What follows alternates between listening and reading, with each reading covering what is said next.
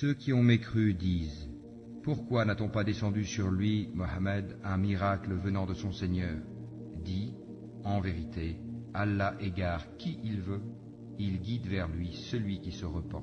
Ceux qui ont cru et dont les cœurs se tranquillisent à l'évocation d'Allah. N'est-ce point par l'évocation d'Allah que se tranquillisent les cœurs? Ceux qui croient et font de bonnes œuvres auront le plus grand bien et aussi le plus bon retour. Ainsi nous t'envoyons dans une communauté que d'autres communautés ont précédée, pour que tu leur récites ce que nous te révélons, le Coran, cependant qu'ils ne croient pas au tout miséricordieux.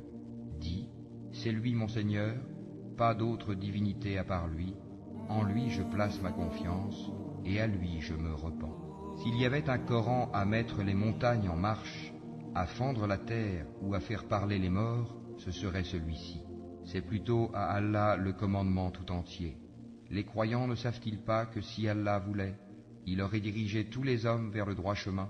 Cependant, ceux qui ne croient pas ne manqueront pas, pour prix de ce qu'ils font, d'être frappés par un cataclysme, ou qu'un cataclysme s'abattra près de leur demeure, jusqu'à ce que vienne la promesse d'Allah, car Allah ne manque pas à sa promesse. On s'est certes moqué des messagers avant toi.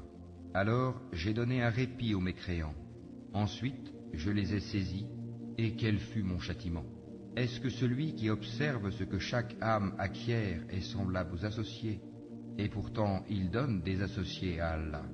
Dis-leur: Nommez-les. Ou essayez-vous de lui apprendre ce qu'il ne connaît pas sur terre? Ou avez-vous été simplement séduit par de faux noms? En fait, on a embelli aux mécréants leurs stratagèmes, et on les a empêchés de prendre le droit chemin.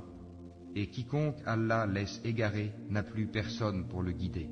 Un châtiment les atteindra dans la vie présente, le châtiment de l'au-delà sera cependant plus écrasant, et ils n'auront nul protecteur contre Allah.